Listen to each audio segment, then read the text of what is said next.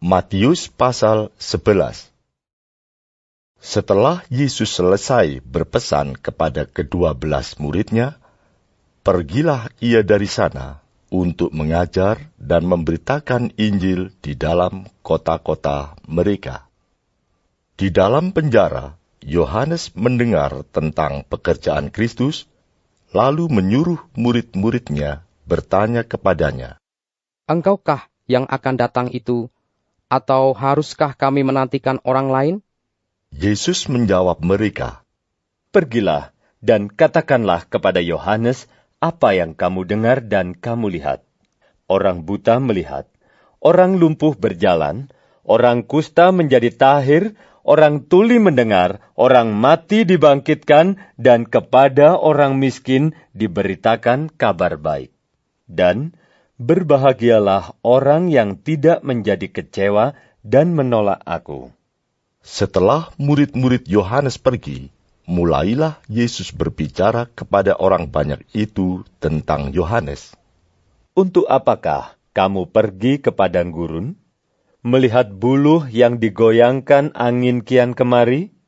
Atau untuk apakah kamu pergi, melihat orang yang berpakaian halus? Orang yang berpakaian halus itu tempatnya di istana raja. Jadi, untuk apakah kamu pergi, melihat nabi? Benar. Dan aku berkata kepadamu, bahkan lebih daripada nabi, karena tentang dia ada tertulis, lihatlah, aku menyuruh utusanku mendahului engkau.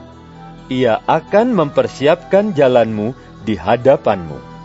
Aku berkata kepadamu, sesungguhnya, di antara mereka yang dilahirkan oleh perempuan, tidak pernah tampil seorang yang lebih besar daripada Yohanes Pembaptis. Namun, yang terkecil dalam kerajaan surga lebih besar daripadanya. Sejak tampilnya Yohanes Pembaptis hingga sekarang, kerajaan surga diserong, dan orang yang menyerongnya mencoba menguasainya. Sebab semua nabi dan kitab Taurat bernubuat hingga tampilnya Yohanes. Dan jika kamu mau menerimanya, ialah Elia yang akan datang itu. Siapa bertelinga, hendaklah ia mendengar. Dengan apakah akan kuumpamakan angkatan ini? Mereka itu seumpama anak-anak yang duduk di pasar dan berseru kepada teman-temannya, "Kami meniup seruling bagimu, tetapi kamu tidak menari.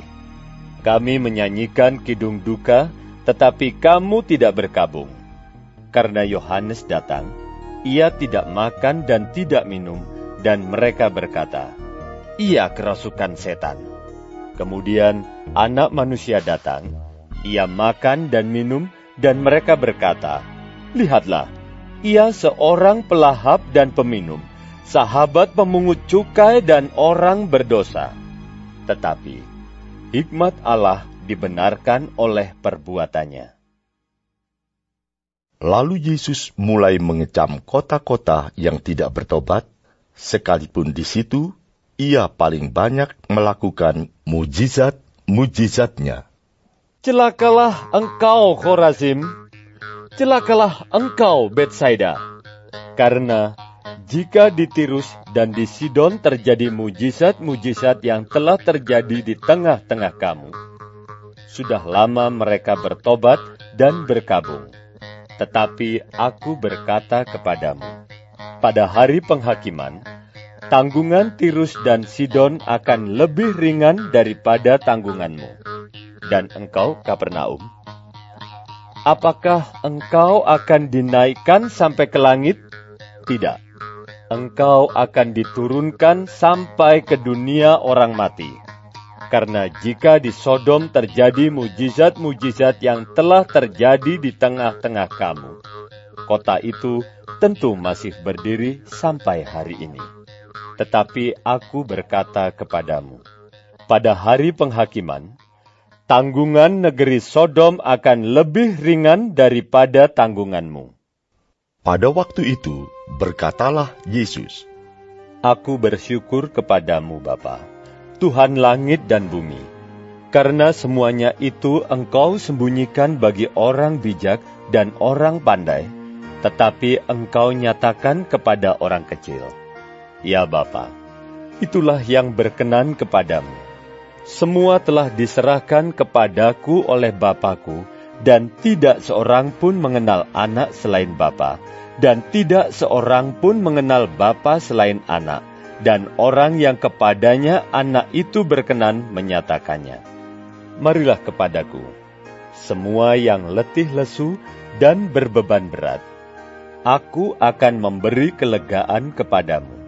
Pikulah kuk yang kupasang dan belajarlah padaku, karena aku lemah lembut dan rendah hati, dan jiwamu akan mendapat ketenangan.